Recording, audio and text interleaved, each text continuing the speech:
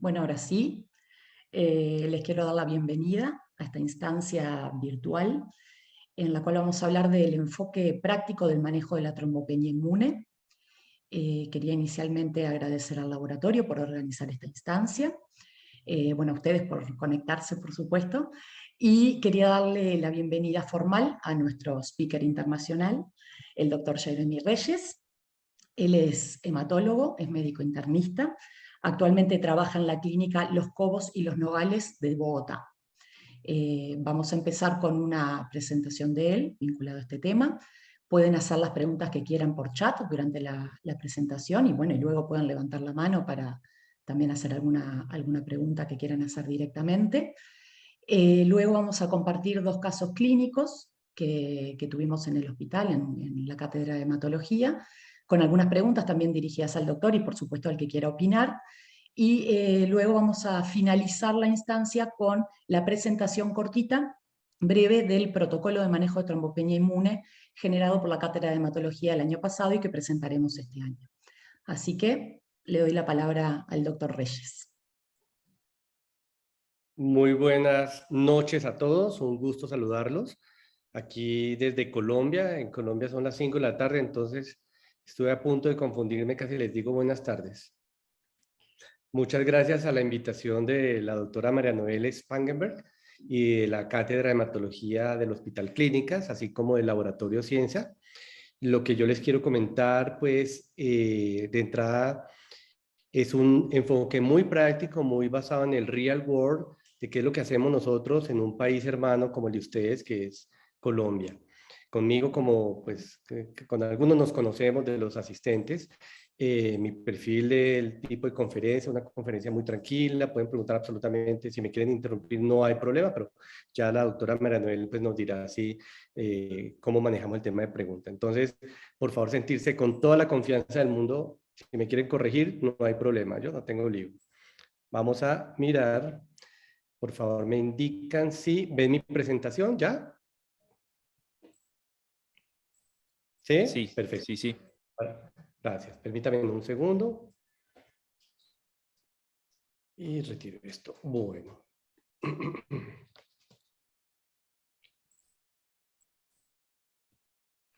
Bueno, les presento mi conflicto de interés.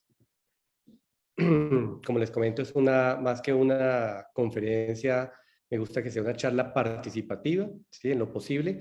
Y bueno, les cuento que esta es mi primera diapositiva, la llevo presentando más de 8 años, donde definitivamente estoy convencido de su impacto en el ámbito tanto académico como investigativo. Y es una diapositiva que les deja un mensaje a todos mis colegas y es: intentemos hacer las cosas de una forma muy sencilla, muy simple, porque la efectividad está directamente relacionada. La otra diapositiva, no sé, los que estudiaron hace como unos 6 años en un congreso de mielodisplasia de nuestro grupo de GLAM, tuvieron la oportunidad de ver esta diapositiva. Yo supe que les encantó, pero bueno, la cosa es que yo la presento mucho porque cuando estoy, por ejemplo, con mis residentes de hematología, en ocasiones me hacen preguntas del tipo: bueno, doctor, pero por ejemplo, para ese paciente que tiene 6.9 hemoglobina en el contexto de post-trasplante, post-quimioterapia, ¿cuál es la evidencia y estudio sólido que soporte la transfusión? Entonces yo les paso esa positiva. Les digo: espérate, mira, hay cosas que son supremamente lógicas y eso no lo digo yo, eso no son mis palabras, esas son las palabras del doctor David Sackett. Yo admiro mucho a este médico, falleció hace, bueno, ya más o menos 3 años, pero él fomentó e inculcó la medicina basada en la evidencia, y en algún momento al doctor David Sackett le dice: oye, doctor, ¿qué vamos a hacer con esas enfermedades que no tienen la incidencia a la cual estamos acostumbrados nosotros para realizar nuestros estudios doble ciego, aleatorizado, controlado, etcétera, etcétera? ¿Sí? Y él dijo: mira, para mí es muy claro que debemos manejar la mejor evidencia que tengamos disponible. Si para una enfermedad huérfana, y en hematología ustedes lo saben mejor que yo, nuestras enfermedades son de baja incidencia, nuestras enfermedades no pasan del 1 al 2 por 100.000 habitantes año, ¿sí?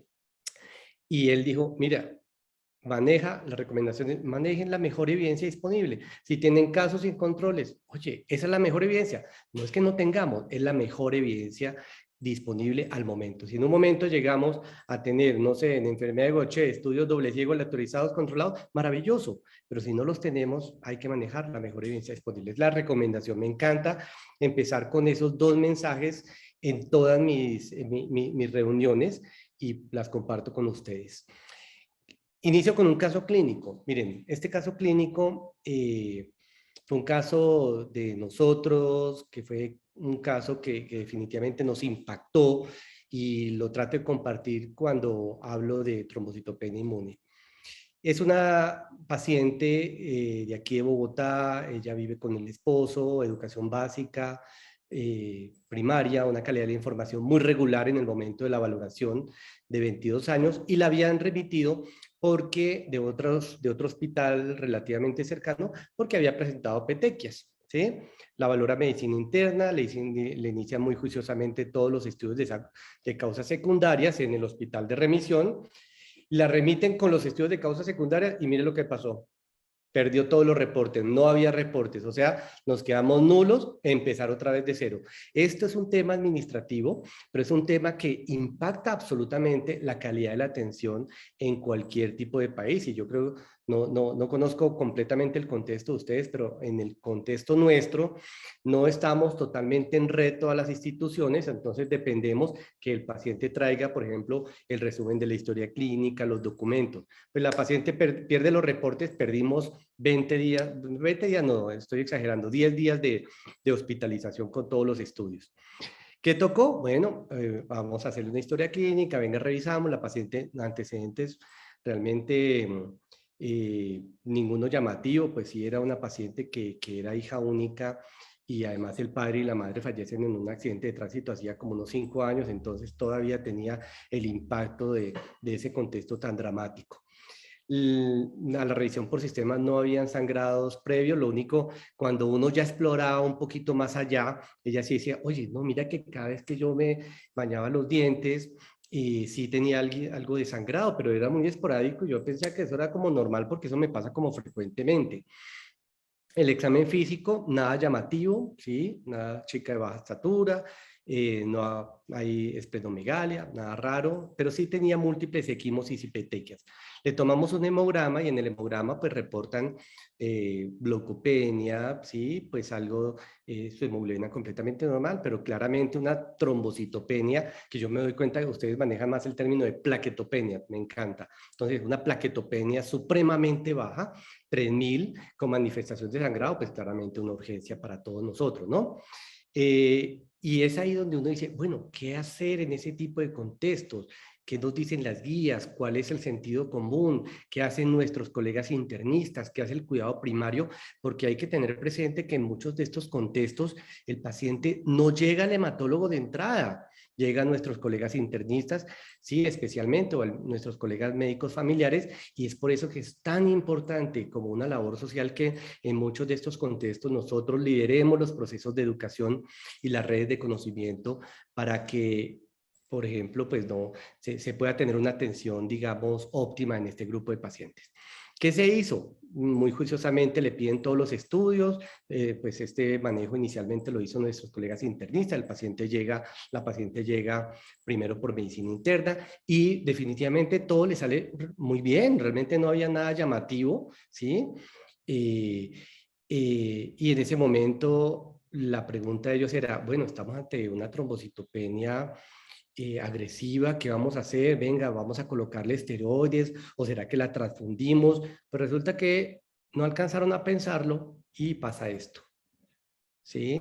Una tragedia total, ¿sí? Porque fue el primer paciente con trombocitopenia inmunológica que yo vi fallecer por un sangrado en sistema nervioso central.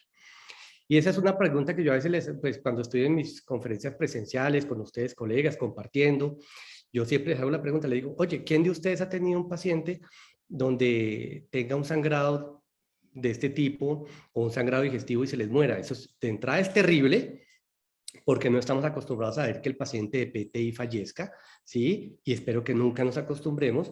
Y este fue un caso donde definitivamente fue una alerta y yo lo presento siempre porque ese es otro de mis mensajes. Ojo que los pacientes con este tipo de trombocitopenias pueden morir y pueden morir por un sangrado en esos dos sitios específicos, que es donde tú no puedes comprimir, no puedes hacer compresión, que es sistema nervioso central o tubo digestivo, y es una urgencia vital donde hay que actuar ya, ya o ya. Entonces, empiezo con eso. ¿Por dónde empezamos? Pues empezamos siempre con el enfoque. Yo sé que la charla es enfoque práctico, especialmente para mí, en el contexto de mis colegas hematólogos, pero a mí me gusta presentar la diapositiva que presento también a mis colegas internistas, médicos generales, en donde doy el enfoque general de cómo evaluamos los procesos purpúricos. Y de entrada las clasificamos en dos grupos grandes, como son los procesos donde tienes plaquetas bajas y los procesos donde tus plaquetas son normales. Se olvida mucho el tema de disfunciones plaquetarias desde el punto de vista de funcionalidad, ¿sí? Yo no sé qué tanto ustedes vean enfermedad de Glassman o síndrome de Bernard-Soulier, nosotros realmente no vemos mucho, y por ejemplo les presento el primer caso de la enfermedad llorasangre, aquí la llamamos así, que es el síndrome de Bernard-Soulier, ¿sí? Yo no lo creía, porque uno obviamente lo ha leído por X o Y motivo, pero el primer paciente que yo vi con la entidad específica fue este paciente, que pues claramente me autorizó a mostrar su caso, porque fue un paciente que duró aproximadamente 12 años desde muy chiquis con este problema y fue muy difícil que se pensara en la entidad. Entonces, eso creo que pues todo lo tenemos claro, lo que no, digamos, lo que no tenemos presente desde el punto de vista conceptual, pues no lo vamos a diagnosticar. O sea, el diagnóstico parte de que nosotros tengamos una aproximación, un conocimiento de la entidad específica. Entonces, síndrome de Bernard-Soulier, ahí les cuento, trombastenias de Glassman sí vemos un poquito más frecuentemente. Aquí en la clínica tenemos 4 pacientes. El paradigma que manejamos en este momento a nivel global en trombocitopenia inmune está relacionado con una enfermedad, ¿sí?, muy heterogénea de descarte. Esa palabra no me gusta, pero toca nombrarla porque tenemos que descartar una cantidad de entidades que llevan a trombocitopenia secundaria, desde entidades infecciosas, autoinmunes, etcétera, etcétera, etcétera. Eso ustedes lo tienen supremamente claro. Y aquí, por ejemplo, se ve el contexto de la postvacuna del 1% que claramente hoy en día se nos ha aumentado ligeramente. Entonces, esa es una de las recomendaciones y otro de los mensajes que me gusta dejar en la charla, y es no olvidar ser muy incisivo en estar estudiando las posibles causas secundarias. Siempre pensar, paciente tiene trombocitopenia inmune, no importa, vamos a volver a pedir estudio de causas secundarias a pesar de tener un diagnóstico. Ya más adelante les comentaré, pero hemos tenido casos donde años incluso después nos hemos dado cuenta que el paciente tiene otro tipo de alteración porque sencillamente los marcadores van saliendo positivos después. La incidencia en adultos, esto le da a todo el mundo, desde niños, edad madura, digamos temprana, como el adulto mayor, pero el adulto mayor claramente es el que puede tener la mayor repercusión, ¿sí? Y por supuesto donde hay que ser mucho más cansón en empezar a buscar si tiene una causa secundaria como una neoplasia, etcétera, etcétera. Para los que todos también lo tienen claro, es el experimento del doctor Harrington, pues nosotros le decimos aquí un poquito los loquillos, porque fue un experimento donde definitivamente él, basado muy bien en su concepto de la posibilidad de que la enfermedad esté relacionada con el sistema inmune y anticuerpos, simplemente coloca suero de los pacientes con la enfermedad y se da cuenta que el fenómeno trombocitopénico o plaquetopénico se presenta exactamente similar en una persona que no tiene la enfermedad. Esa fue una aproximación, pues claramente hoy en día lo vemos supremamente disparatado, pero fue maravilloso porque dio luces desde el punto de vista de la fisiopatología de la enfermedad. No me quiero quedar en la fisiopatología, sino no me vuelven a invitar a las reuniones de este tipo, pero y pues no aplica con el nombre de la charla, enfoque práctico, y uno va hablando de los epítopes. Pero sí hemos aprendido que efectivamente en el contexto de la trombocitopenia inmune, el sistema inmunológico, tanto innato, el sistema inmunológico celular, el sistema inmunológico humoral, cada uno de esas células implicadas tienen un bagaje importante, un pedacito de ese escalón que lleva a que la enfermedad se manifieste o no. Estamos todavía aprendiendo cuando uno revisa, por ejemplo, los estudios en biología molecular, en biología celular, en genética, relacionados con el conocimiento de la plaqueta. Claramente me da todo para decir que este se llama el siglo de la plaqueta o la década de las plaquetas porque se está estudiando muy a fondo. Aspectos a tener muy presente en trombocitopenia inmune. La plaqueta del paciente con trombocitopenia inmune tiene una vida media totalmente anormal.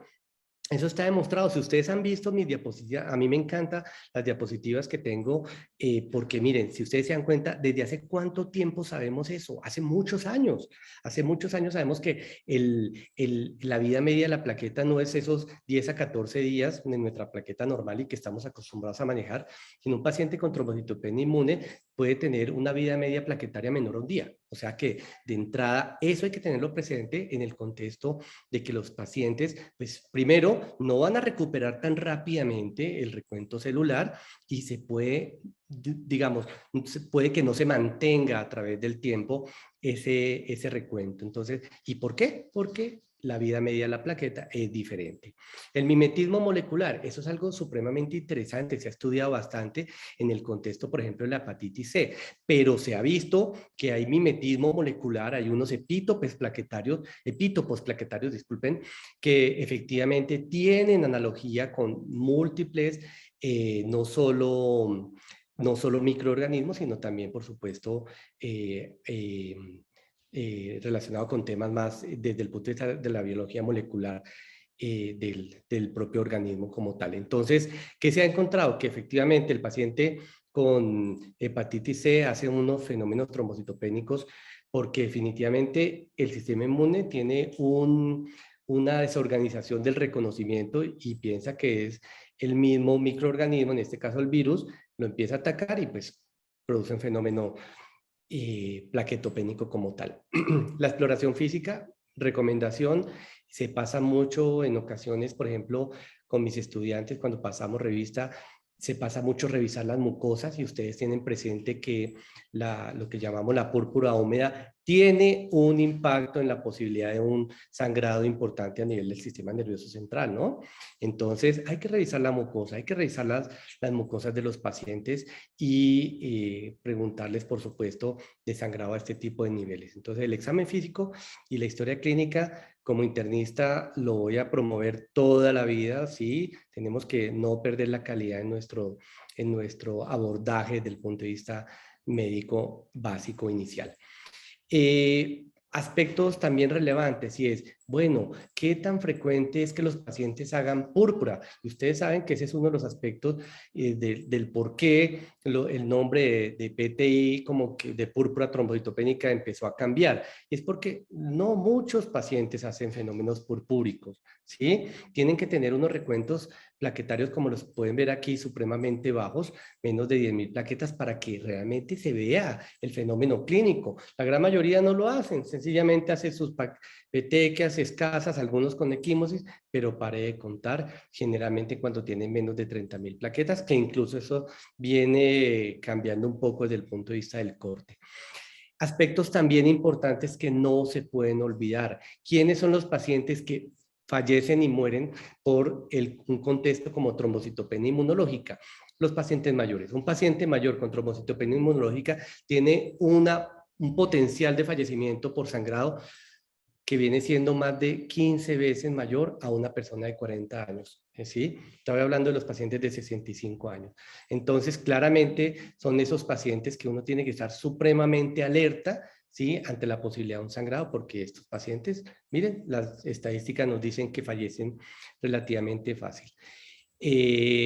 Aspecto también relevante, el corte de los 30.000 plaquetas que tanto ustedes como nosotros manejamos como rango de seguridad, así le llamamos aquí en Colombia. Tienes 30.000 plaquetas, te puedes ir para tu casa, no te preocupes que la probabilidad de un sangrado importante en zonas delicadas es muy bajo, vete para la casa y te veo ambulatoriamente. Ese es el discurso que manejamos y eso nace, por supuesto, de estudios casuísticos donde evidencian que definitivamente el paciente con más de 30.000 plaquetas, la probabilidad de muerte es casi ninguna, es casi cero, ¿sí? Desde el punto de vista de la trombocitopenia inmunológica.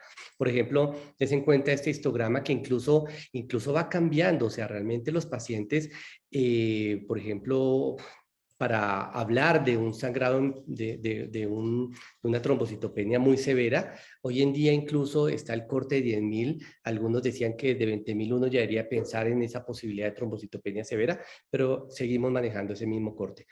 Está el corte de 50.000 que muchos hemos manejado durante muchos años, de que no hacemos cambios terapéuticos importantes cuando tienes más de 50.000 plaquetas. Y si ustedes se dan cuenta, lo que ha salido, por ejemplo, en Blood Journal, en muchos de los estudios han mostrado que entre 30.000 y 50.000 plaquetas, realmente el comportamiento clínico del paciente viene siendo muy similar. Desde mi posición, yo estoy incluso más con la perspectiva de manejar el corte de 30.000 plaquetas. Trato de no hacer cambios relevantes desde el punto de vista terapéutico, a menos que tenga menos de 30.000, no de 50.000, pero es discutible y de pronto algunos colegas, ustedes me puedan decir algo diferente.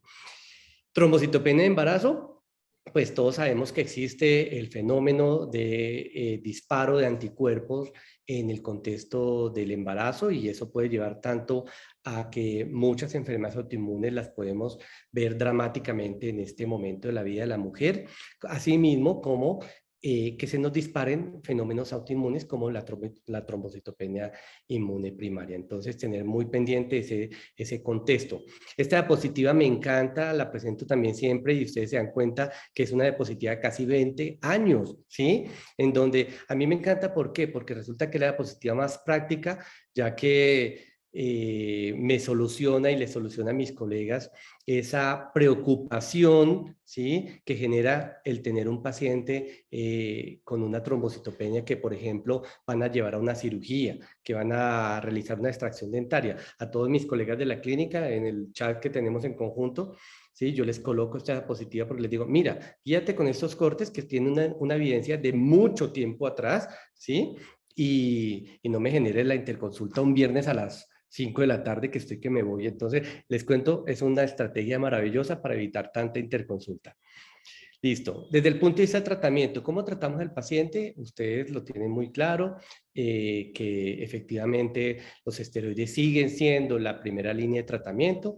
Efectivamente, nosotros en Colombia sí somos muy dados a manejar más dexametasona que metilprednisolona, pero las guías nos dicen que son muy similares y efectivamente incluso dan la opción de metilprednisolona, dexametasona, incluso esteroide oral. Pero por lo menos aquí en la clínica, aquí es donde yo trabajo, somos muy dados a este grupo de pacientes manejarlos con dexametasona.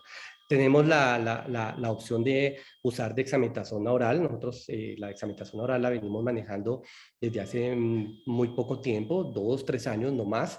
Entonces, generalmente utilizamos el esquema High-Des con 40 miligramos día por 4 días y pues institucionalmente y con el grupo, digamos, de clínicas locales nos ha ido relativamente bien. Ustedes se dan cuenta que la respuesta en la gran mayoría de pacientes es muy buena, en la gran mayoría, pero hay que tener paciencia porque no todo el mundo te responde inmediatamente, que es lo que en los casos típicos pues estamos acostumbrados, que el paciente al tercer día ya tiene más de 30.000 plaquetas, entonces uno dice, ah, bueno, maravilloso, lo puedo enviar para la casa. Algunos se demoran un poco más y ahí sí depende de paciencia. No olvidar la diapositiva relacionada con la vida media plaquetaria en pacientes con trombocitopenia inmune.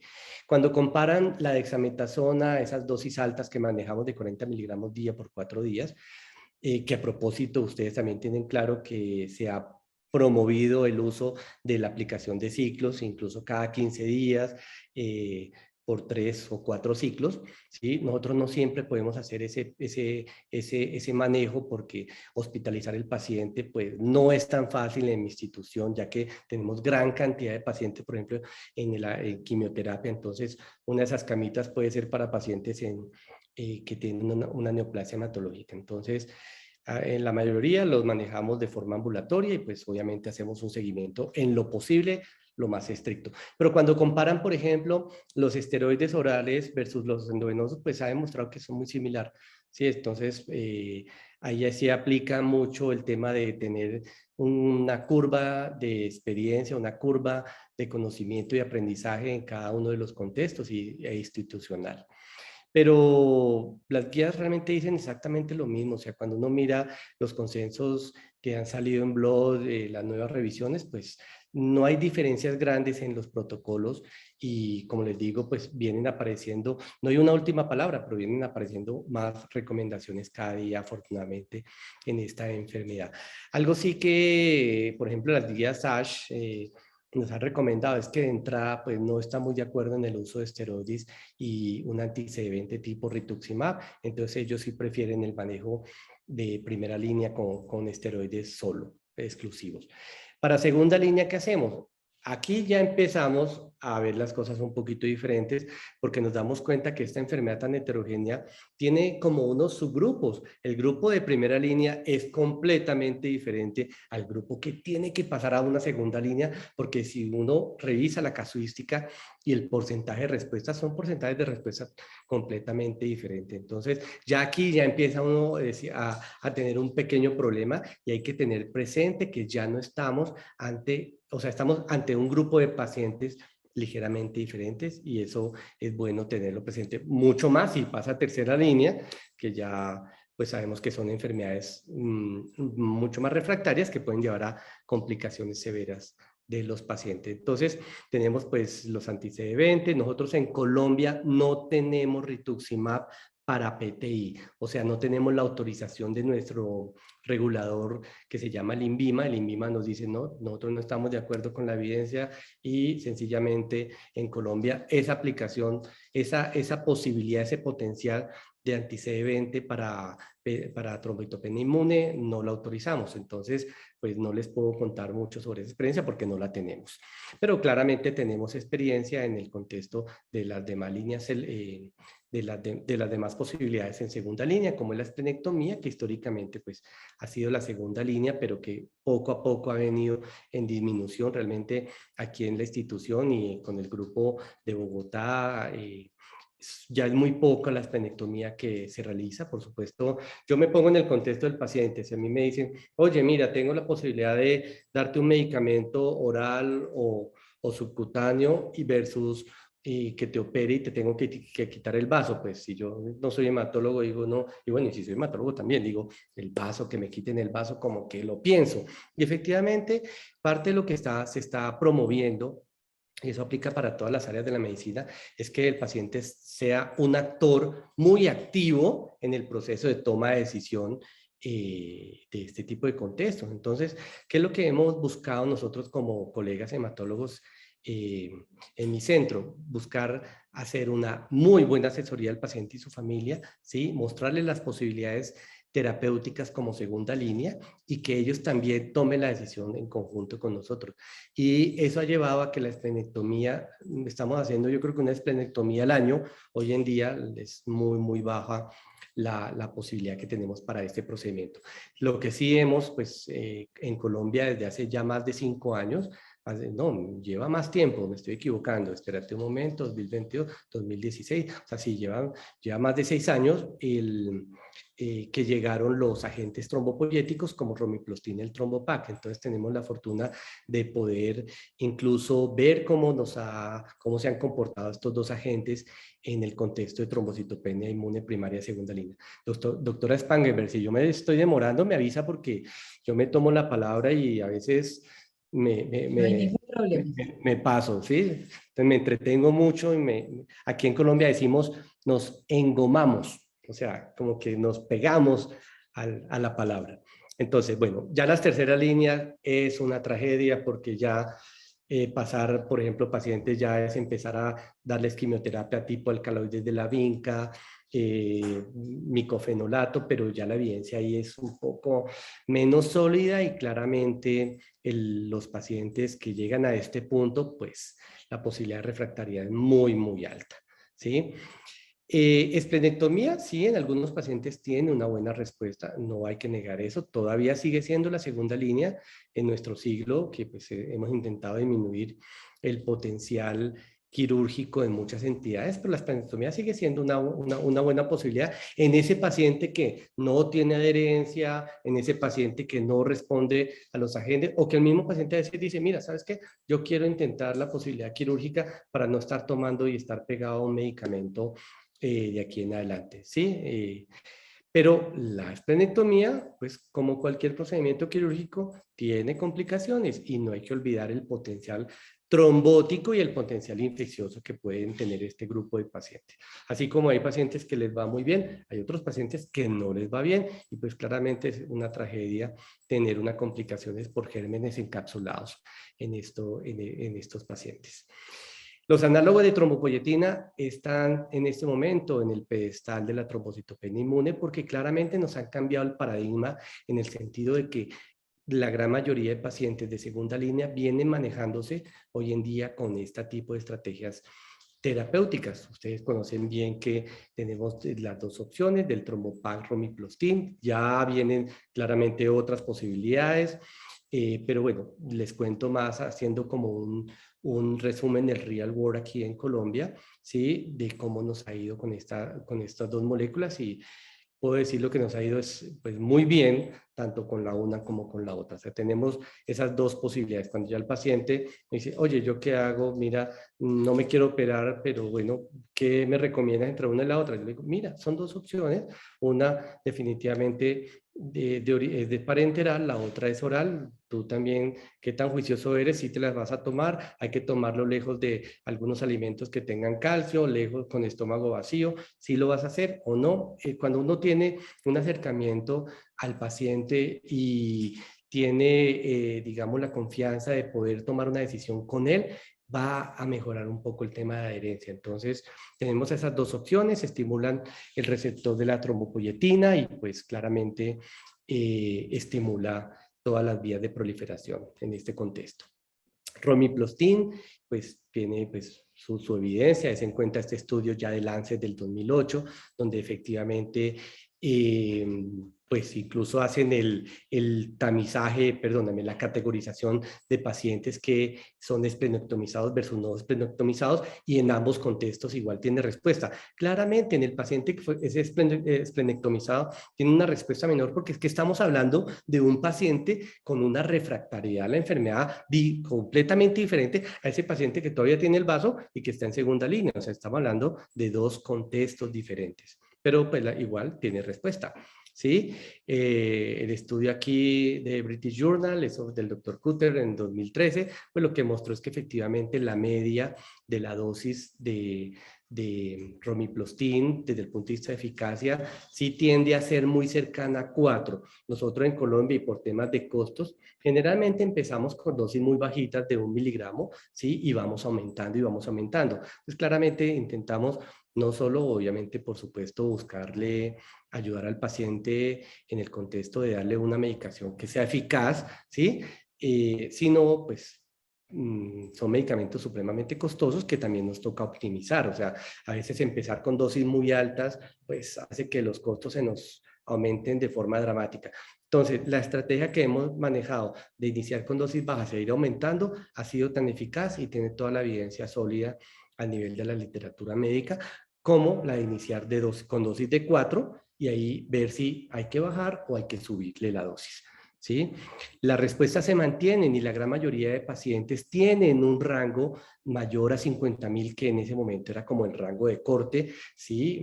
Con mayor solidez. Entonces, si el paciente tiene más de 50.000 plaquetas, generalmente no se hacía o no se hace ajustes desde el punto de vista terapéutico. Y bueno, eso es una estrategia que manejamos aún en muchas partes del mundo. Entonces, mantienen la respuesta, afortunadamente, y el problema es cuando lo retiramos. En algunos pacientes, bueno, ya se está viendo estudios donde se puede retirar el medicamento. Aparece ese número de los 2 años que ustedes ven bien que en todo aparece los 2 años. Después de 2 años de ITK, venga a ver si de pronto le podemos, en el contexto de leucemia mieloide crónica, yo siempre a algunos colegas líderes de estas entidades, yo les pregunto, ¿y por qué 2 años? Nadie tiene idea, pero nos quedamos con los 2 años de terapia y ver si responden y ver si le puedo ir disminuyendo el medicamento. Desde el punto de vista del trombopag, bueno, tenemos por ejemplo el estudio RISE que fue exactamente similar en el sentido de que son grupos de pacientes refractarios a esa primera línea y claramente el paciente en el contexto, por ejemplo, del estudio clínico que tiene una adecuada adherencia, donde estamos encima de que se tome el medicamento, pues claramente tiene una muy buena respuesta y eso lo muestran todos los estudios. La respuesta a la gente trombopoyético del trombopag pues es maravillosa, pero debe haber un tema de adherencia estricto. Si ustedes me preguntan, y me adelanto porque es una pregunta típica, digamos, en el contexto del manejo de pacientes con el trombopag, si ustedes me preguntan cuál ha sido la causa y justificación de por qué un paciente me pierde respuestas, recae, no hace agudización de la plaquetopenia, ¿sí? Hemos encontrado que la gran mayoría de pacientes no han sido adherentes a la terapia o sencillamente se están tomando el medicamento de forma inadecuada. Entonces, con el tema del trombopag es una excelente estrategia, pero hay que optimizar y hay que ser muy riguroso en el tema de educación médica de los pacientes. O sea, el paciente debe tener estómago vacío, debe evitar alimentos que tengan calcio porque se quela fácilmente y sencillamente la efectividad de la medicación va a ser mucho menor. Que cuando lo retiramos, ya sabemos, es muy similar la respuesta que les estoy comentando. En algunos pacientes se puede antes de los 2 años, en otros se puede después, en otros ha sido muy complejo poderlo retirar. Sí, incluso un paciente lo puede retirar a los 6 meses porque mantenía respuestas supremamente altas, importantes, le fue disminuyendo la dosis y lo podemos retirar. Entonces es variable y claramente esto depende de la susceptibilidad del paciente, muy idiosincrática del paciente desde el punto de vista del agente trombopoyético. La respuesta se mantienen, tienen unas medias de recuento plaquetario que generalmente están en el orden entre 50, 60 mil y eso es lo que vemos en los grupos de pacientes y pues ese es nuestro objetivo, que el paciente mantenga plaquetas entre 50.000 y 100.000.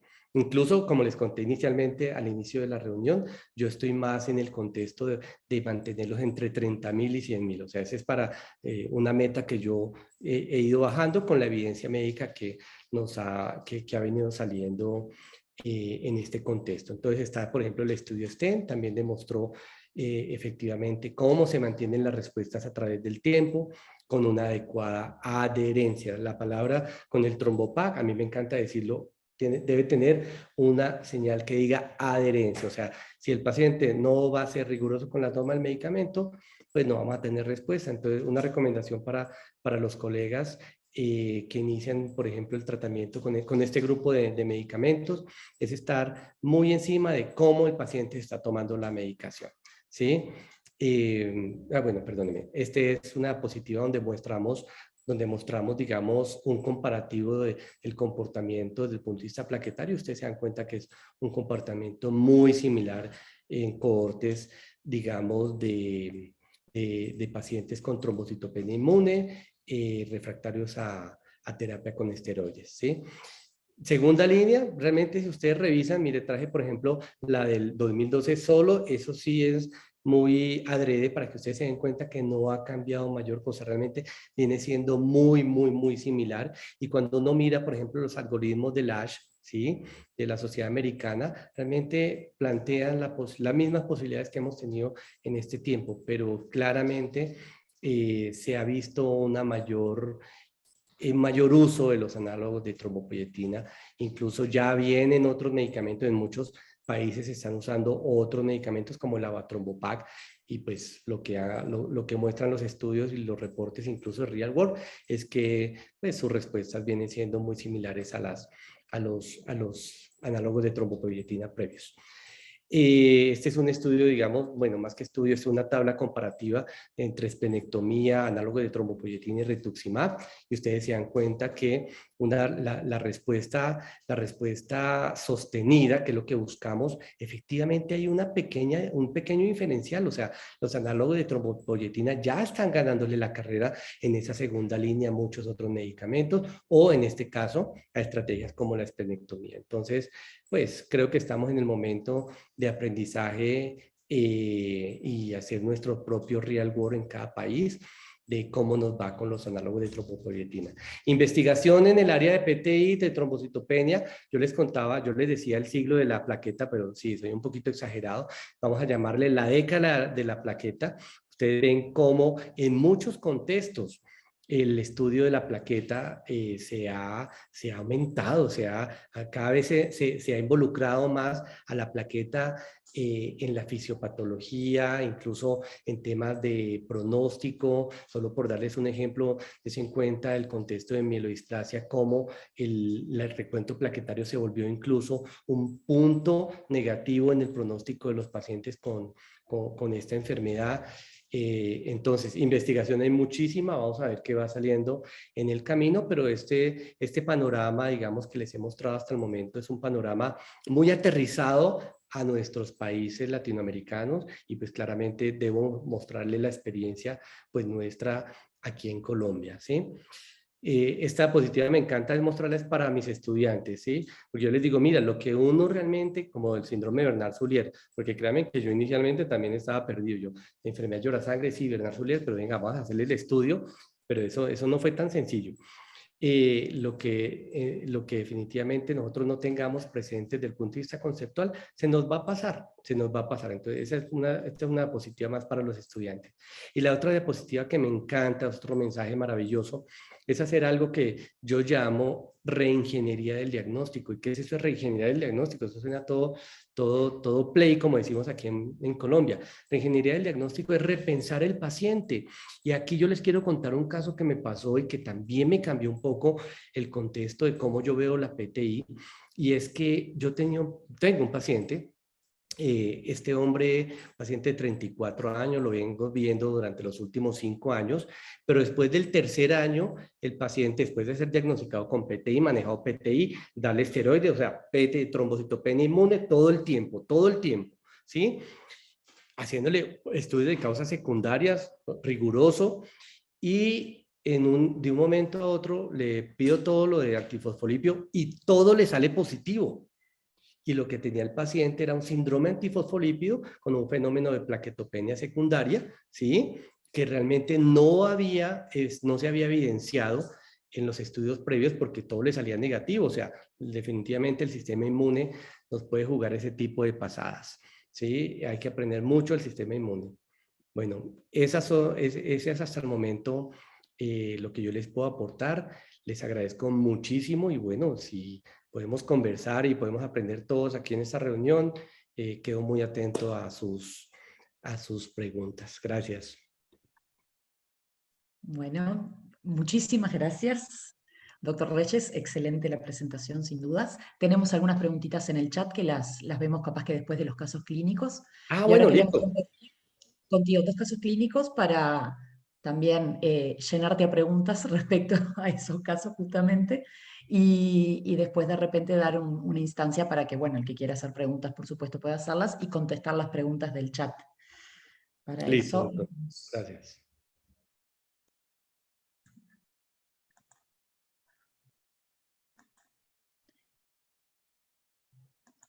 muy bien, le voy a dar la palabra al doctor Andrés Diego, que es posgrado de la Cátedra de Hematología, que va a contar un poquito una viñeta clínica corta de nuestro primer caso. Y después a la doctora Soledad Acosta, que va a también contarnos otro segundo caso para discutir un poco. Y después va a finalizar la doctora Pérez, que la presento más tarde. Bueno, buenas noches. ¿Me escuchan bien? ¿Sí? Bien, la idea de hoy era presentarles un caso clínico cortito de una paciente que tuvimos en la Policlínica de Hematología. Es una señora de 60 años con un peso de 90 kilos y una talla de 1,60 m, sin antecedentes familiares a destacar, y como antecedentes personales es una diabética de más de 10 años de diagnóstico, con un irregular control y que no logra objetivos metabólicos, un tratamiento con antidiabéticos orales, además es una obesa con un índice de masa corporal elevado y sin otros factores de riesgo cardiovasculares. No tiene, o sea, como antecedentes ginecostéticos, en realidad tiene 4 gestos, partos vaginales, un aborto precoz, en realidad no estudiado, menor a 10 semanas de edad gestacional y una cesárea.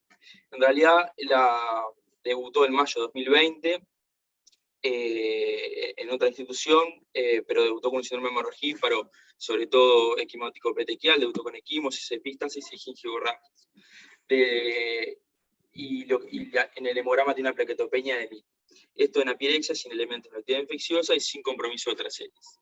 Del examen físico, en realidad era una paciente que no tenía nada a destacar, no tenía visceromegalias, no tenía adenopatías, y tampoco estaba cursando, o sea, no tenía elementos de actividad infecciosa, y como antecedente de enfermedad actual, o sea, no tenía exposición a tóxicos, no tenía inmunizaciones recientes, ni transfusiones, ni tampoco tenía historia personal de un síndrome hemorrágico. En ese contexto, la paraclínica al debut, se hizo una paraclínica al debut de valoración etiológica, similar a lo que dijo el doctor Reyes. Las serologías para VIH, hepatitis B, hepatitis C y citomegalovirus fueron no reactivas. El resto del hemograma era normal, lo único que tenía una plaquetopenia de 1000. Un complemento era normal. Y después tenía una TSH normal, los metabolitos, metabolismo del hierro, ácido fólico y vitamina D12 también eran normales, una dosificación de inmunoglobulinas que eran normales, un CUMS directo que era negativo, y lo que tenía eran unos anticuerpos ANA 1 en 640. Después los anticuerpos antifosfolipídicos eran negativos. Destacamos que en realidad la paciente no tenía historia personal sugestiva de colegenopatía, no tenía una historia personal de fotosensibilidad, síndrome seco, artralgias, mialgias, simplemente era eso lo que, ese valor en la paraclínica, un ANA positivo. A su vez tuvo un test se le hizo el test de aire expirado y fue positivo para Helicobacter pylori. Posteriormente se le hizo el tratamiento erradicador, se hizo triple terapia. Lo que se hizo en realidad en la puerta de emergencia fue el tratamiento inicial, que se seleccionó metilprednisolona como corticoide inicial, se hizo 1 gramo por 3 días y se asoció a los corticoides inmunoglobulinas policlonares a dosis de 90 gramos. Tuvo una respuesta inicial con una respuesta plaquetaria adecuada, pero al día 10 en realidad tuvo una plaquetopenia menor a 30.000, y lo que se hizo fue repetir la dosis de inmunoglobulina policlonal.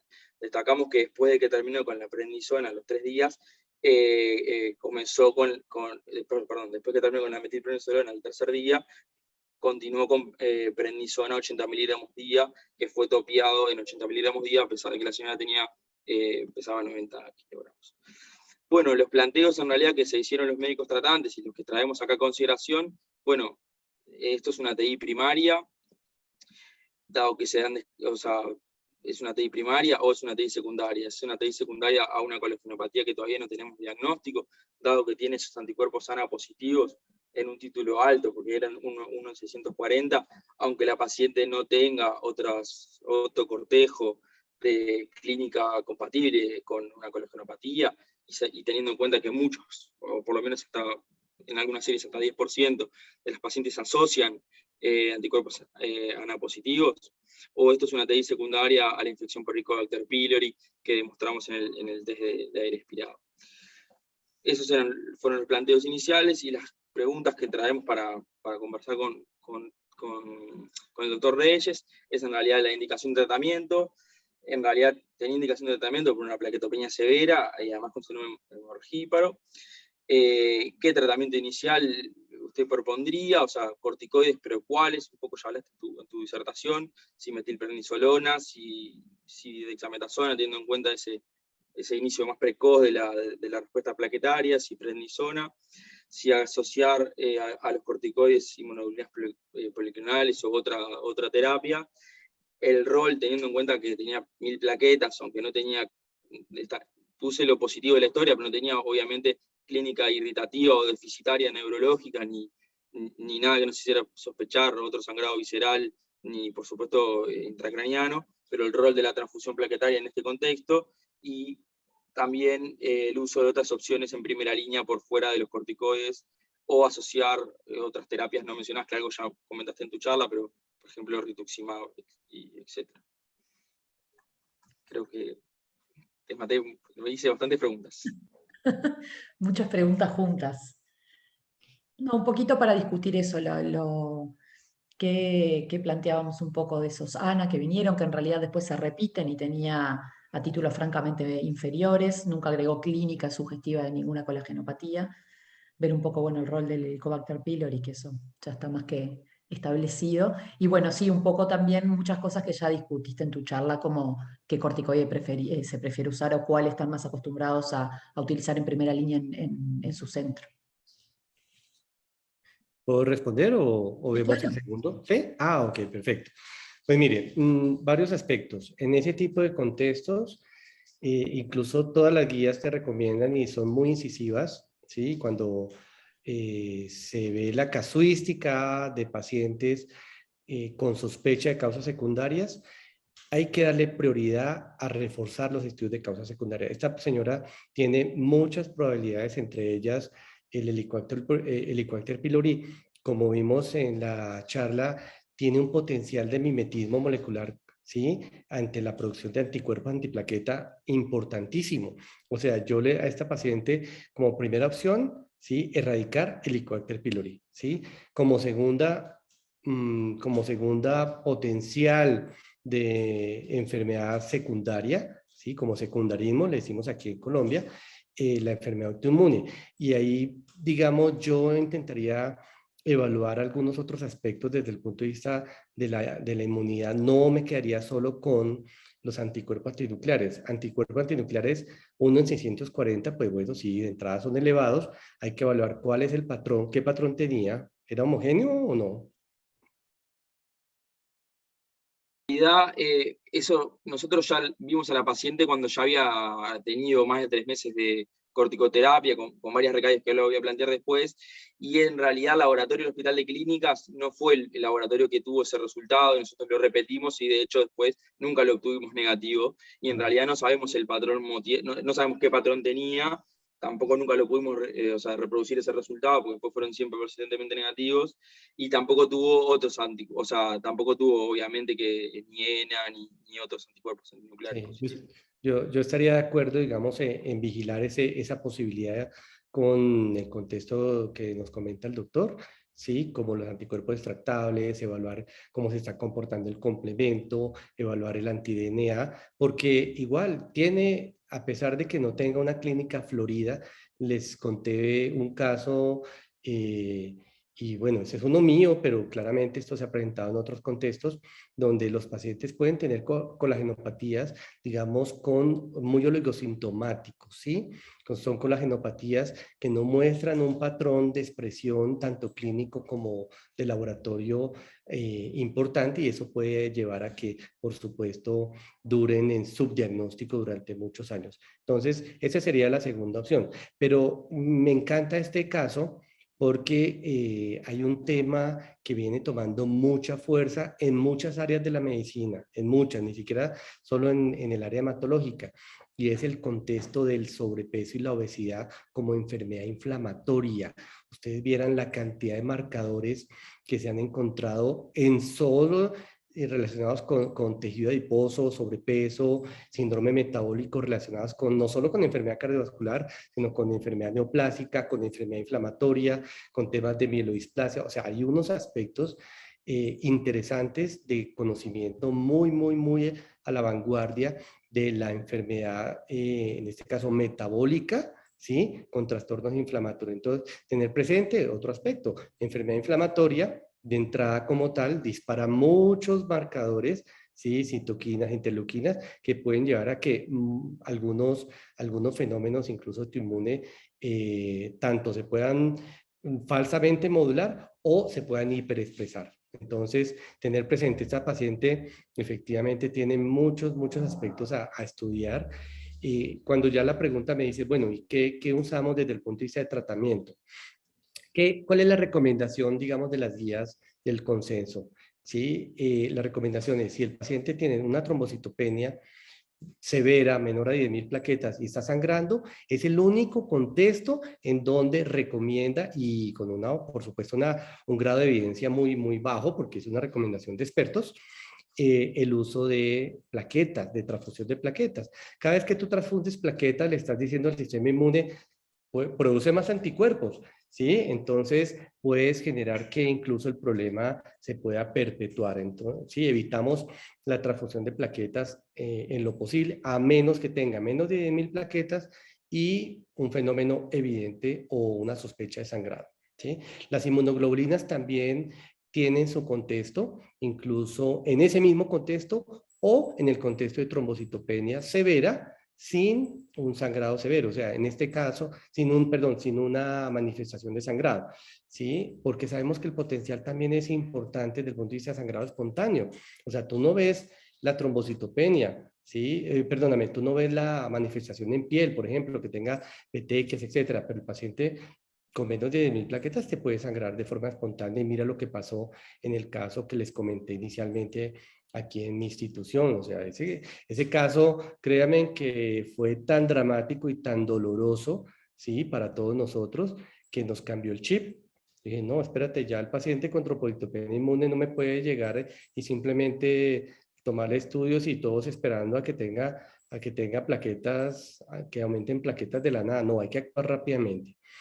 El contexto de los esteroides, como les contaba, estamos más acostumbrados a la dexametasona. Me gusta más por aspectos administrativos también, ¿sí? Para nosotros es más fácil aplicar la dexametasona tanto endovenosa como oral, y la metilprednisolona la estamos dejando más para pacientes con un contexto que tenga fenómenos autoinmunes un poquito más evidentes, ¿sí? Entonces, pacientes, por ejemplo, con crisis lúpicas, pacientes con trombocitopenias, pero asociados a fenómenos de enfermedad autoinmune tipo síndrome de Sjögren en crisis, etcétera, etcétera. Pero igual las guías te dicen que así como lo manejaste, doctor, o lo manejaron en la institución, esa es la recomendación, o sea, está bien manejado, ¿sí? Sí, qué bien, Andrés. Sí, la prednisolona, no, porque después dices, no, acá Jeremy está criticando, no, tampoco, ¿sí? No, ese es el contexto y está maravilloso. El tema de esteroide oral en ese contexto sí no lo recomiendo, ¿sí? A pesar de que ha demostrado ser similar el endovenoso, la dexametasona, la metil, a la prednisona 1 por kilo oral, de verdad que a uno le da como algo que llamamos aquí miedito, ¿sí? Ponerle a un paciente 1 miligramo por kilo con menos de 10.000 plaquetas, y yo personalmente estoy más de acuerdo con la dexametasona, pero la recomendación del consenso dice que se puede usar, ¿sí? ¿Cuál era la otra pregunta? No, acá justo en el chat hay preguntas que en realidad se podrían relacionar con este caso clínico, como por ejemplo, hablando ahora de la prednisona, hay una pregunta que en el caso de esta paciente obesa, si ustedes cuando utilizan prednisona 1 miligramo kilo día, si topean la dosis o vinculado a la obesidad, ¿verdad? Si topean la dosis, dan una dosis máxima fija o si lo ajustan totalmente al peso. Ok, nosotros realmente lo ajustamos más al peso, o sea, sí, y sabemos que eso pues puede tener implicaciones, por ejemplo, en pacientes, no solo en obesidad, sino por supuesto en contextos de síndromes metabólicos o de síndromes relacionados con diabetes, y pues estos pacientes nos pueden disparar. O sea, ahí sí tenemos que ser muy juiciosos en el tema del control metabólico, ¿sí? Respecto al uso del esteroide. Por ese motivo también prefiero usar la dexametasona, porque es una dosis relativamente fija para todos los pacientes, independiente del peso. Perfecto. Bueno, muy bien. Seguimos acá con y después vamos a más preguntas que ya hay varias.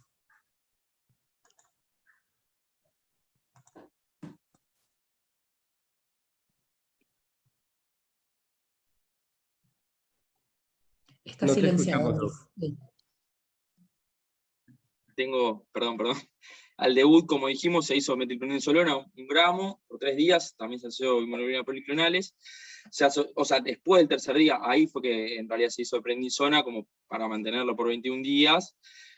Al día 10 tuvo esa caída menor a 30.000, pero que después se sostuvo en niveles mayores entre 30 y 50.000, pero posteriormente, cuando se empezó a hacer el descenso, luego de los 21 días de prednisona, eran respuestas que no se sostenían, volvió a tener plaquetopenias menores a 30.000, se tuvieron que hacer varios pulsos más de metilprednisolona y de dexametasona.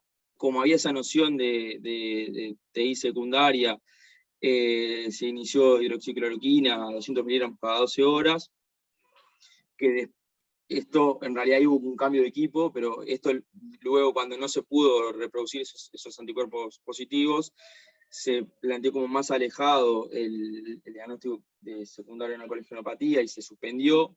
Ya se había hecho tratamiento erradicador exitoso de la Helicobacter pylori porque se tuvo un control posterior que fue negativo, pero de todas maneras la paciente no, o sea, se comportó como respondedora a corticoides, pero corticodependiente a dosis demasiado altas, o sea, intolerables. Se hizo en noviembre el TromboPac con una dosis inicial de 50 miligramos, llegándose a la dosis máxima de 75 miligramos, que cumplió 4 semanas, siempre bajo prednisona, y lo mismo al descenso del corticoideo, volvió a tener plaquetopenia de 5.000. Después se pasó a la tercera línea, que sería en este caso rituximab, que se hizo 100 miligramos, o sea, se optó en vez de hacer 375 metros cuadrados, se hizo 100 miligramos día, semanal por 4 veces, pero tampoco se pudieron reducir los corticoides. Cada vez que los corticoides se descendían, la paciente recaía con plaquetopenias de 10.000. Nunca tuvo sangrados mayores, pero sí tuvo muchas veces cifras de 8.000, 6.000 plaquetas. Durante ese contexto, o sea, luego que el rituximab no respondió, se asoció a ceftriaxona, que es lo que mantiene hasta hoy, y pero previamente se esplenectomizó en febrero, más o menos a los 20 meses del debut, se esplenectomizó. Luego la esplenectomía y con la ceftriaxona, que mantiene hasta hoy 100 miligramos día, se lograron suspender los corticoides en enero, y hasta ahora ha mantenido cifras de normalidad, un hemograma normal. O sea que en suma lo que le presentamos es una paciente que tiene una TI hasta ahora idiopática, o sea, no hemos podido demostrar una causa secundaria, la que demostramos, la tratamos y demostramos haberla erradicado, que inicialmente se comportó como dependiente de los corticoides a altas dosis, que no tuvo una respuesta adecuada al TromboPac, y fue suspendido a las 4 semanas, tampoco tuvo una respuesta a rituximab en ese régimen, fue esplenectomizada a los 20 meses, previo a la inmunización digamos, recomendada para neumococo, para Haemophilus.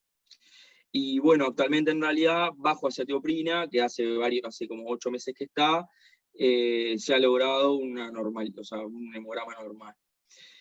O sea, en suma, las preguntas que teníamos como para ampliar, capaz que hacerte a ti, Jeremy, es ¿cuánto esperamos bajo el tromopago rituximab? O sea, ¿cuánto tiempo esperaríamos una respuesta? En este caso, nosotros luego de las 4 semanas, como no tuvo respuesta y lo que recomiendan algunos trabajos es pasar a otra línea, fue lo que se hizo, pero ¿cuánto tiempo esperarías tú? ¿Y qué conducta tenemos que tener ante una nueva recaída? Muchas gracias, doctor. Andrés, doctor, ¿puedes colocar un segundo la diapositiva? Que quiero comentar un aspecto que me llamó la atención. Sí. La anterior. Ahí se fue. La número 5. Ah, no, perdóname, esa es la número 4. No, este es el otro, perdón. ¿Está? Esta, sí, listo. Entonces, varios aspectos aquí interesantísimos. Yo les voy a contar uno que ha sido, digamos, un error de grupo. Yo les voy a contar, eso es un error de grupo. Nosotros haciendo un análisis de por qué hace más o menos unos 4 años hicimos una casuística, decíamos, ¿por qué los pacientes no nos responden al TromboPac? ¿Sí? Nos dimos cuenta, como lo comenté en la charla, de que el paciente o no se toma el medicamento o lo toma de forma inadecuada. Pero dentro de ese grupo encontramos que varios pacientes estaban siendo manejados concomitantemente, si tú lo estás viendo aquí en el pie de página, con calcio y vitamina D. Resulta que el calcio es un quelante del TromboPac y no le permite la adecuada absorción. Nosotros nos dimos cuenta que estábamos cometiendo el error, ¿sí?, de que seguíamos la guía de la ACR, que es la Asociación Reumatológica norteamericana, ¿sí? Del Colegio Reumatológico, donde dice que el paciente con mayor de 3 meses o potencial de 3 meses de uso de esteroides debería tener calcio, ¿cierto? Eso lo estamos haciendo bien, eso es lo que uno dice, pero después no se acuerda o sencillamente no cambia el chip a trombocitopenia inmune. Cuando tiene el paciente el trombopac, no debería estar con calcio. Y resulta que sí encontramos por lo menos unos 3 pacientes que el error realmente era nuestro porque le estamos formulando calcio y también el trombopac. Entonces, es una recomendación para que lo tengan muy presentes, digamos, como práctica del uso del trombopac. O sea, revisen que lo esté consumiendo de forma correcta, que tenga estómago vacío, que hayan pasado mínimo 2 horas después de los últimos alimentos, ¿sí? O 1 hora antes. Incluso yo soy hasta un poco exagerado, les digo, mira, si consumiste alimento, espérate mínimo 3 horas o te lo tomas 2 horas antes de un alimento. Eso para optimizar la absorción. Entonces, eso me llamó la atención. Estamos intentando y nos ha servido muchísimo esperar un poco más antes de quitarle una opción terapéutica a los pacientes, ¿sí? Porque no olvidar que igual tampoco, a pesar de que, bueno, existen varias, afortunadamente, no es un abanico de posibilidades infinito, o sea, es finito y necesitamos optimizar. O sea, cada vez que tú retiras un potencial terapéutico, estás quitándole una posibilidad a un paciente. O sea, hay que buscar la forma de optimizar. Les voy a contar también algo muy práctico y que se está viendo en ese real world en muchos países en este momento. Y es que no solo inicialmente, a veces se mantiene el uso de análogos de trombopoyetina y otro agente, entre ellos la satoprina o inicialmente en un momento dado el esteroide. O sea, se pueden usar concomitantemente para mantener una respuesta y luego, por supuesto, ir quitando una de las medicaciones, que generalmente es el esteroide. No queremos satinizar los esteroides porque los esteroides han sido una maravilla durante la historia de la PTI, o sea, de la trombocitopenia inmune. Ha sido una maravilla, nos ha ayudado muchísimo, pero lo que no queremos es que hoy veamos, por ejemplo, pacientes con síndrome de Cushing secundaria. Ya de entrada, eso es una mala práctica. Algo estamos haciendo mal nosotros para poder seguir viendo pacientes con Cushing secundario. Toca buscar la forma de que el paciente no llegue a un efecto del esteroide tan severo como ese efecto metabólico, ¿vale? Otro aspecto que iba a preguntar, ¿el paciente lo esplenectomizaron, le hicieron un estudio de médula ósea previamente? Sí. Ah, ok. Sí, no lo destaqué por tema de tipo, pero sí y era normal. Una médula Bueno, rica, con... listo. Y la otra pregunta que te iba a hacer es, ¿por qué no se ha intentado suspender la satoprina si ya tiene plaquetas normales? Bueno, en realidad ahora estaba con 100, estuvo con 150 miligramos día, ahora está con 100 día, y bueno, ha habido un poco de temor dado que ha tenido Claro, que siempre ha recaído, pero es un horizonte, digamos. Porque mira la curva del recuento plaquetario respecto al tiempo y te das cuenta que ha mantenido unos recuentos que me estoy dando cuenta que están mejores que los míos. Yo tengo 205.000 y la señora tiene 433.000. O sea que de entrada me ganó. Yo sí recomendaría evaluar la posibilidad de irle suspendiendo la satoprina. O sea, hay que realmente verificar si la paciente logró una respuesta completa y no requiere ese soporte farmacológico. Es una recomendación que les haría. Gracias. Muy bien. Bueno, seguimos capaz que el siguiente caso y después tenemos varias preguntas. Ya te lo paso acá, Sole. Bueno, buenas tardes. El paciente que presento es de sexo masculino, tiene 32 años, como antecedentes personales es asmático, en tratamiento, tabaquista intenso, alcoholista moderado y tiene un cuadro depresivo también en tratamiento. Como antecedentes familiares, presenta un abuelo paterno fallecido a los 30 años por una leucemia que desconocemos el tipo, y una tía materna con lupus eritematoso sistémico. Como antecedente de la enfermedad actual, hace un año presenta una plaquetopenia moderada de 80.000 plaquetas por milímetro cúbico y fue derivado de especialista, pero el paciente no concurre. En mayo del 2021, en un hemograma de control, se evidencia una plaquetopenia severa de 7.000 plaquetas por milímetro cúbico, y en ese contexto también presentaba petequias a nivel de miembros inferiores y laterales, sin otros sangrados evidentes. El paciente es ingresado en el Hospital Pasteur el 29 de mayo, y como tratamiento se realiza un pulso de dexametasona de 40 miligramos intravenoso día por 4 días, y es dado de alta con 157.000 plaquetas. Nosotros lo captamos en el Hospital de Clínicas a los 15 días de haber sido dado de alta del Hospital Pasteur, y presenta un hemograma con 13,8 de hemoglobina, 644.000 plaquetas, 16.000 glóbulos blancos, 11.000 neutrófilos. Se le realiza una lámina periférica, que es la que vemos ahí abajo, con abundantes nidos plaquetarios. Durante el seguimiento en el Hospital de Clínicas realizamos el estudio de las causas secundarias de plaquetopenia y de posibles complicaciones, como que se realiza un fondo de ojo, el cual es normal, el estudio de los metabolitos, metabolismo del hierro, vitamina B12, ácido fólico, los cuales todos son normales, un test de aire expirado para la detección del Helicobacter pylori, el cual es negativo, los anticuerpos ANA, los cuales también son negativos, un PEF que es normal, y se dosifican las inmunoglobulinas, las cuales también son normales. Entonces, en suma, tenemos un paciente de 32 años, previamente sano, con el debut de una trombocitopenia inmune autoinmune. Bien, acá hicimos como una línea de tiempo, y también en relación a los tratamientos que ha recibido el paciente. Entonces, el 29 de mayo dijimos que había recibido el primer pulso de dexametasona, que había respondido adecuadamente, llegando a valores de 644.000, y en un control posterior 760.000. Para no quedarnos cortos con un solo pulso de dexametasona, se plantea hacer un nuevo pulso de dexametasona a los 19 días del primer pulso, ¿tá? Con un conteo de 760.000 plaquetas. Posteriormente, esto fue el 16 de junio. El 30 de junio, es decir, 15 días después, el paciente consulta en emergencia con síndrome de hemorragia, paro, petequias a nivel de miembros inferiores, sobre todo, que es donde más presentaba los sangrados cada vez que el paciente consultaba por sangrados, y se le realiza un nuevo pulso de dexametasona, pero este es solamente por 48 horas.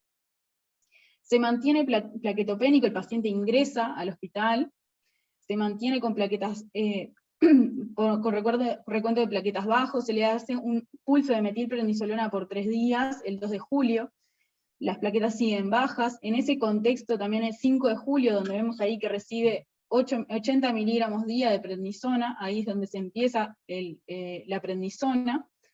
Ahí se hace una interconsulta también con el equipo de hemoterapia para valorar la indicación de inmunoglobulina intravenosa, y el equipo de hemoterapia nos dice que todavía estamos en rango para que pueda responder a los corticoides, entonces en ese momento no se indica la inmunoglobulina.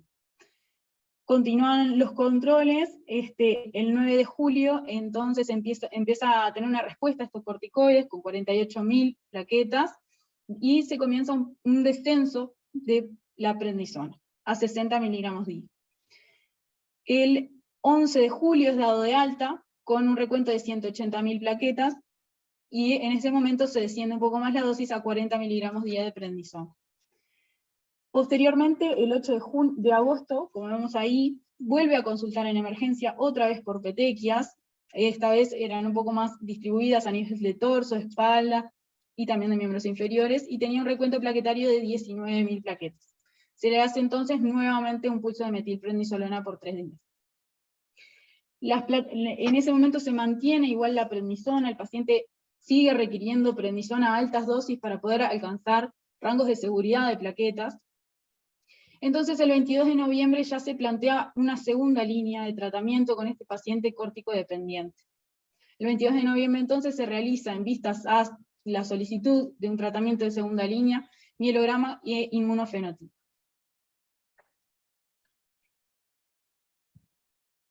Sí, si querés, Maggi.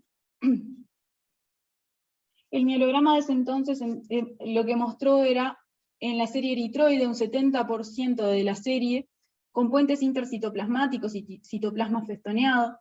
En la serie granulocítica el 90% presentaba formas hipogranulares y agranulares con tendencia al gigantismo, hipolobulación nuclear y pseudopelgar.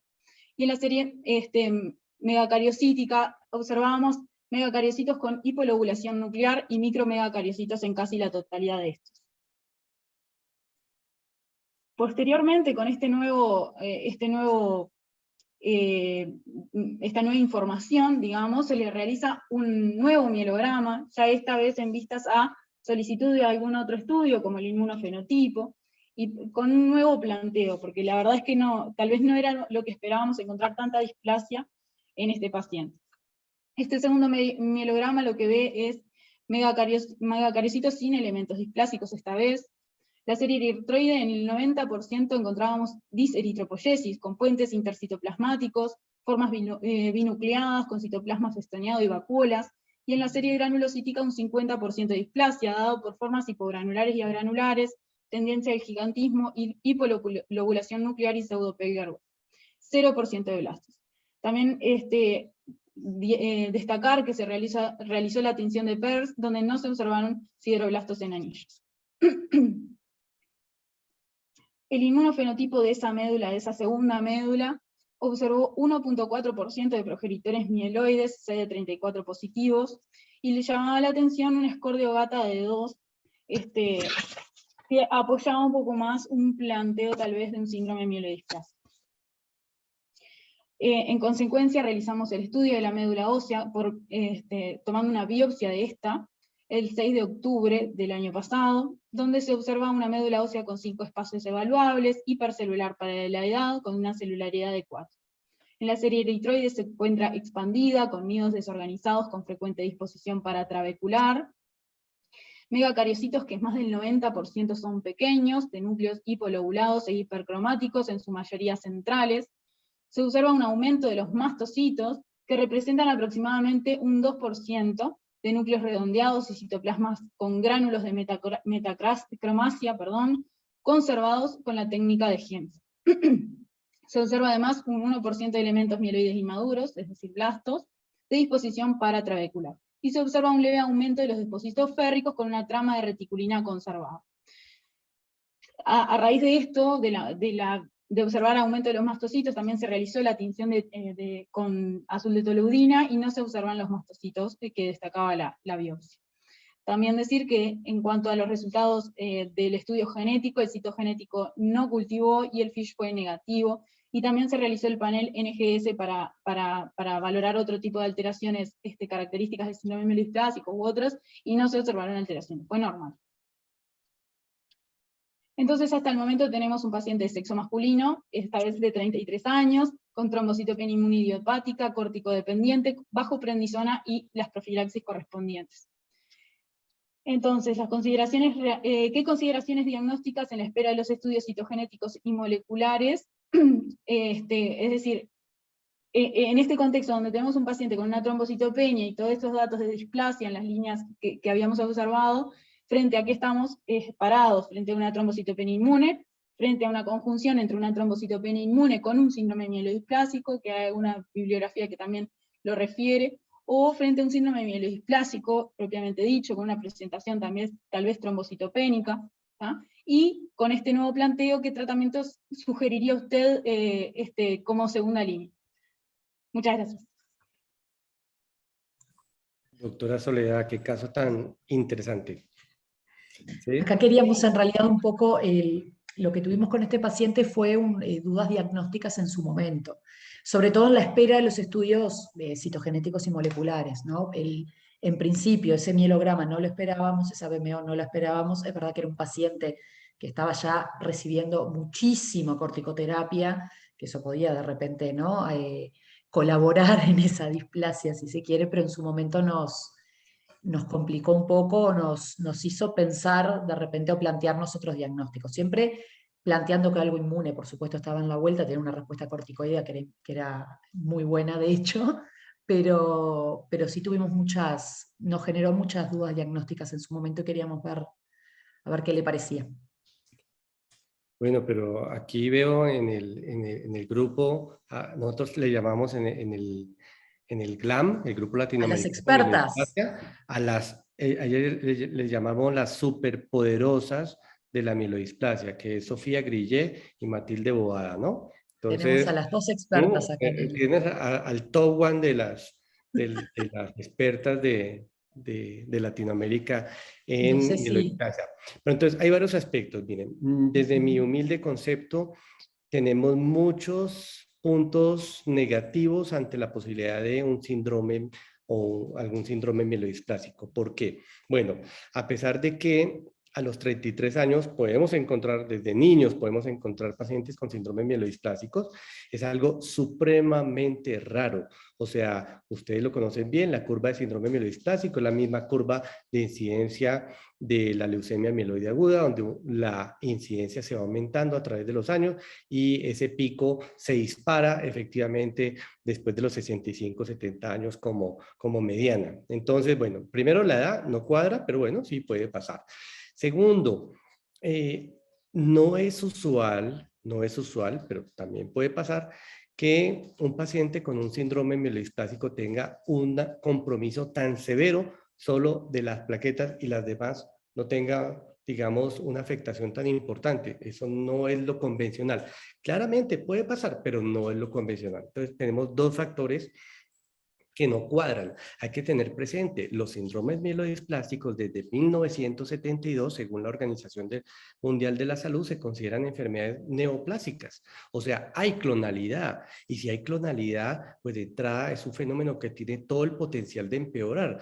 ¿Por qué se presentan esos picos, sí, de mejoría, de empeoramiento, mejoría, empeoramiento? Eso tampoco cuadra, ¿sí? Entonces, hay muchos digamos, aspectos que me llaman la atención. Cuando mostraste, por ejemplo, uno de los mielogramas, no había un impacto desde el punto de vista de los megacarocitos. Creo que lo alcancé a leer. Entonces, un momento, espérate, si estamos con una trombocitopenia severa, ¿cómo así que el megacarocito ni siquiera tiene el potencial de responder? ¿Sí? Y tú no lo ves desde el punto de vista de morfología. Tampoco me... Entonces son varios puntos donde efectivamente me llama la atención y yo pensaría en otro tipo de alteraciones antes de un síndrome mielodisplásico. Y el último punto en contra, y por eso les digo que las expertas me pueden corregir, pero ver hoy en día un síndrome mielodisplásico con un NGS normal, eso también es muy raro. Entonces, cuando uno suma el 1 más 1 más 1 más 1, son 4 o 5 factores en contra de esa posibilidad, ¿sí? Yo seguiría pensando en que el paciente tiene una trombocitopenia inmune más que un síndrome mielodisplásico, y hay que tener presente una cosa, los síndromes mielodisplásicos, como los conocemos, el contexto, no, que lo repito, tienen un componente de base clonal, ¿sí? Pero existen muchas alteraciones displásicas, ¿sí? A nivel de la médula ósea, que pueden ser temporales secundarias a otros factores. Yo les cuento, por ejemplo, tenemos pacientes en los cuales hacen fenómenos sugestivos de displasia en el contexto, por ejemplo, de déficit de vitamina B12, de intoxicación por plomo, de uso de pesticidas, ¿sí? Y hace relativamente poco encontré una casuística donde se evidencia mielodisplasia en el contexto de autoinmunidad, que a mí me llamó mucho la atención.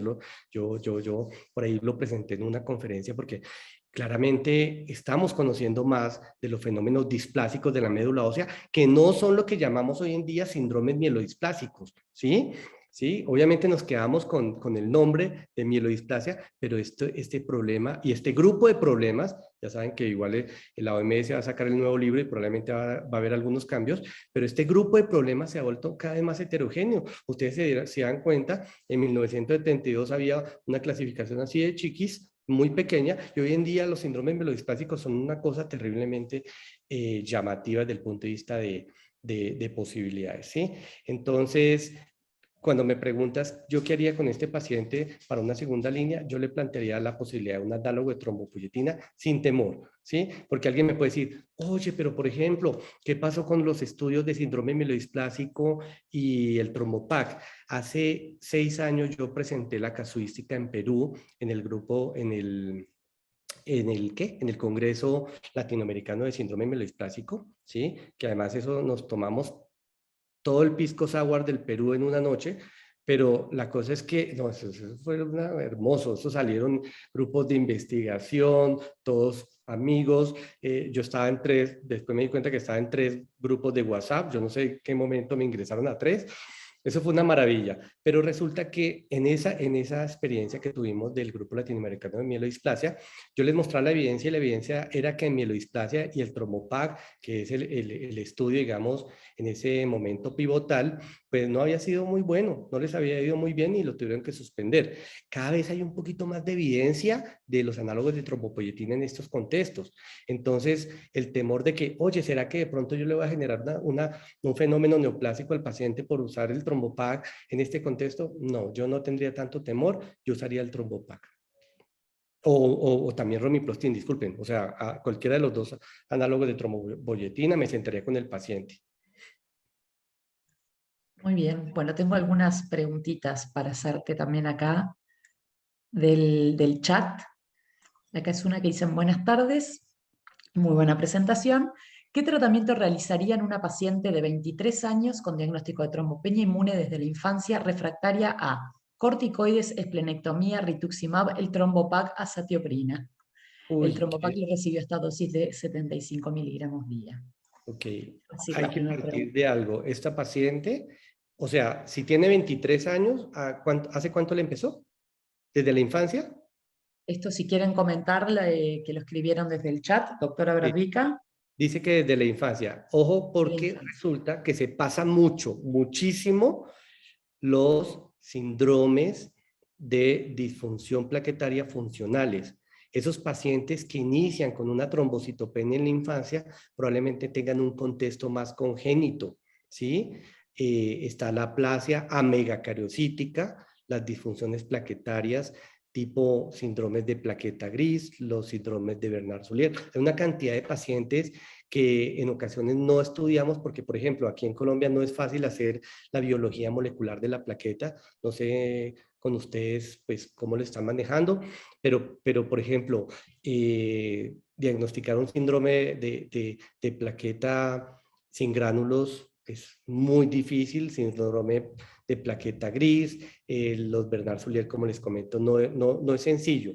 Entonces, una paciente, y mira que eso está también en las guías, yo no soy hematólogo más de adultos, ¿no? Entonces, de pronto me excusan que me escuchan hematólogos más del área de la pediatría, que pueden tener más experiencia, pero en mi humilde experiencia, una paciente que ha tenido trombocitopenia durante toda la vida, desde la infancia, oye, probablemente le estudiaría un síndrome de disfunción plaquetaria funcional más que otra cosa.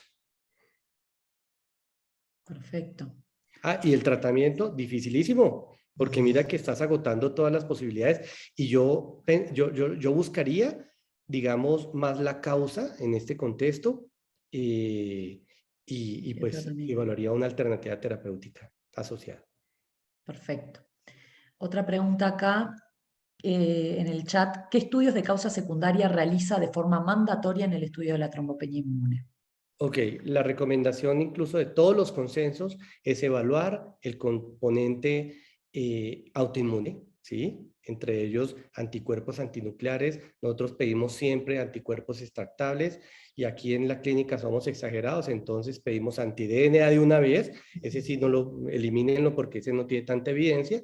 C3 y C4 con factor reumatoide. O sea, somos un poquito exagerados en el tema autoinmune porque hemos tenido unas experiencias un poco dolorosas de que la enfermedad autoinmune no se diagnostica a tiempo. Entonces, hacemos como ese panel casi que en todos los pacientes con trombocitopenia inmunológica.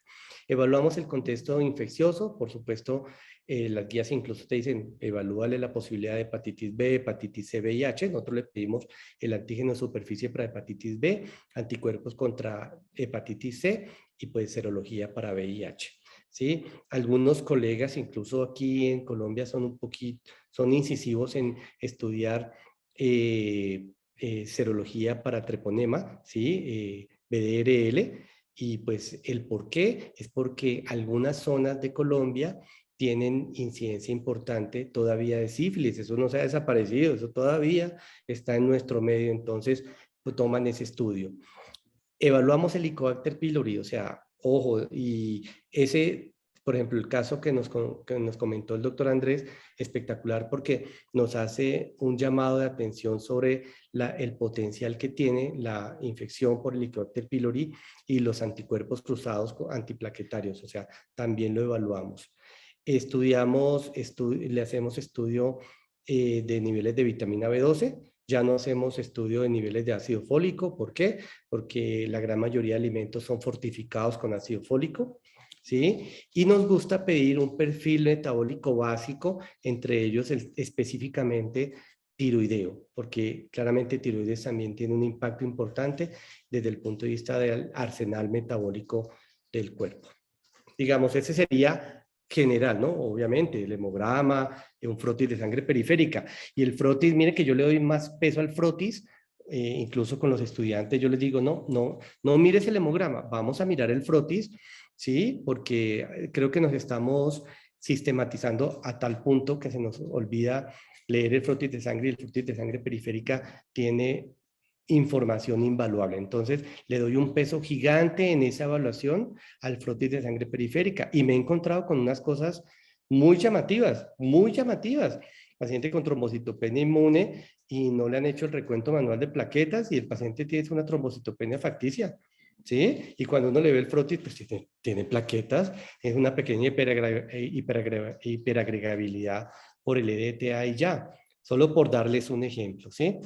Entonces, recomiendo mucho, mucho, mucho, y es un mensaje que dejo de pronto a los colegas un poco, sonó así como un poco más jóvenes, oye, no, yo no soy tan viejo, pero bueno, a los colegas que están recién graduados, de no olvidar ser incisivos en la búsqueda de alteraciones a nivel del frotis de sangre periférica. Bien, bueno, capaz que ahora concluimos, lo dejamos respirar un poco al doctor. No, Y pero yo estoy contento, a mí me pueden tener acá un buen rato. concluimos mostrando un poquito rápidamente, que es 2 diapos cortitas, prometo, el protocolo final a grandes rasgos. ¿Sí, Lucía? Bueno, buenas tardes, ¿cómo están? Después de toda esta charla es difícil. Ahora, a continuación, yo voy a presentar el protocolo que se está utilizando en la cátedra de hematología acá del Hospital de Clínicas. Y bueno, una vez que nos encontramos, o sea, a modo más corto, directamente con el planteo de una paciente que presente una trombocitopenia inmune que va a estar dado por la clínica, ¿tá? Y hemos confirmado la plaquetopenia con el hemograma, hacemos el frotis de sangre periférica, ¿tá? Y estamos ante el planteo de la trombocitopenia inmune. Ahí es cuando nosotros vamos a valorar si estamos ante una trombocitopenia inmune primaria, sabiendo que este es un diagnóstico de exclusión, o estamos ante una trombocitopenia inmune secundaria. Lo que está recomendado estudiar acá hoy en día, en realidad en las guías internacionales, como estudios mandatorios, antes de llegar a un diagnóstico de exclusión, son las serologías para hepatitis B, hepatitis C, VIH, la detección del Helicobacter pylori y la dosificación de inmunoglobulinas. Otros estudios como la TSH, anticuerpos antitiroideos, screening para enfermedades autoinmunes, va a estar ajustado obviamente a la clínica del paciente, si presenta o no historia, y bueno, y básicamente según los síntomas. Una vez que estamos ante la situación de diagnóstico de exclusión de trombocitopenia inmune primaria, vamos a pasar a lo que es el tratamiento. Como ya fue mencionado, el tratamiento de primera línea, no sé si puede ser la siguiente diapo, el tratamiento de primera línea en los pacientes, en los pacientes con trombocitopenia inmune primaria son los corticoides, como ya fue mencionado. La elección del corticoide, ya sea prednisona, dexametasona o metilprednisolona, va a depender del hematólogo tratante o de la experiencia que tenga el centro. Y bueno, siempre recordar que en los pacientes, como este es un tratamiento que planteamos va a ser prolongado, recordar las profilaxis con calcio, vitamina D, y las profilaxis antimicrobianas, dependiendo las pautas nacionales del centro, que nosotros acá en Uruguay lo que usamos es profilaxis con Bactrim. Eso sería lo que es el tratamiento de primera línea. También tenemos lo que es el tratamiento de urgencia o emergencia, que son en los pacientes en los que se presenta con algún sangrado muy grave, como un sangrado intracraneano, una hemorragia digestiva, ¿tá? O los pacientes que se presentan con cifras plaquetarias muy severas menores a 10.000. En estos pacientes son en los cuales les podemos agregar la inmunoglobulina. Y bueno, en situaciones de emergencia en la que el sangrado hace que la vida del paciente corra riesgo, son en las situaciones en las que nosotros podemos valorar la utilización de una transfusión plaquetaria. Dentro de los pacientes que tenemos, que tratamos en primera línea, sabemos que un gran porcentaje va a responder, pero dentro de ellos van a recaer. También sabemos que pacientes van a tener una corticodependencia, o sea que van a necesitar dosis de corticoides alta para mantener un recuento de plaquetas de seguridad. Vamos a tener pacientes córtico-resistentes, en los cuales no vamos a tener respuesta a los corticoides, y después pacientes en los cuales la toxicidad a los corticoides es inaceptable como para mantener un tratamiento a largo plazo. En estos pacientes son en los cuales nosotros nos vamos a plantear una segunda línea de tratamiento. Cada vez que vamos a pasar a una segunda línea de tratamiento vamos a revalorar las causas secundarias, porque sabemos que la causa secundaria puede aparecer tiempo después. Y bueno, la elección de los tratamientos de segunda línea es una elección que es individualizada a los pacientes, en los cuales, como hoy se mencionó el doctor Reyes, también nosotros tenemos en cuenta la decisión del paciente, y también vamos a tener en cuenta el tiempo de evolución de esta trombocitopenia. Dentro de los tratamientos de segunda línea tenemos opciones médicas y opciones quirúrgicas. En los pacientes que tienen una trombocitopenia menor a 1 año es en los cuales no está recomendado la esplenectomía, y dentro de, en este caso, es en los cuales vamos a tener las opciones de los agonistas de la trombopoyetina, como el trombopag y el romiplastin, o el anticuerpo monoclonal anti-CD20, que es el rituximab. Esas serían las opciones que, como comentaba, van a estar también adecuadas a la decisión del paciente. El rituximab, que es un tratamiento más limitado en el tiempo, versus el trombopag, que es un tratamiento que sabemos que va a ser más prolongado. Y en los pacientes que tienen una trombocitopenia mayor a 1 año, ahí sí se considera también las opciones quirúrgicas como la esplenectomía, teniendo en cuenta que en estos pacientes vamos a tener que hacer las profilaxis con las vacunas, antineumococo, antimeningo y anti-Haemophilus influenzae, por el riesgo de infecciones que tienen estos pacientes. Una vez de la segunda línea, también sabemos que un porcentaje de pacientes va a responder, pero que otros van a recaer, o van a no tener respuesta. Y ahí es cuando vamos a pasar a los tratamientos de tercera línea. Y dentro de la tercera línea tenemos los agentes inmunosupresores, como ya fue mencionado, como mencionamos hoy en la presentación del doctor Reyes. Bueno, muy bien. Así que con esto cerramos un poquito, los dejamos ir a comer y dormir a todos, y más que nada, bueno, le quiero agradecer al doctor Reyes, excelente exposición, excelente todas las respuestas a todas nuestras dudas, así que bueno, esperamos que se repita. Muchas gracias a todos por estar este tiempito en contacto con la charla, con las preguntas, y veamos esto más como un conversatorio entre colegas. Cuentan conmigo 100% en lo que yo les pueda colaborar, y bueno, encantado de que me inviten a este ambiente académico. Un saludo para todos, un abrazo gigante desde Colombia. Chao. Bueno, chau para todos, muchas gracias y nos vemos.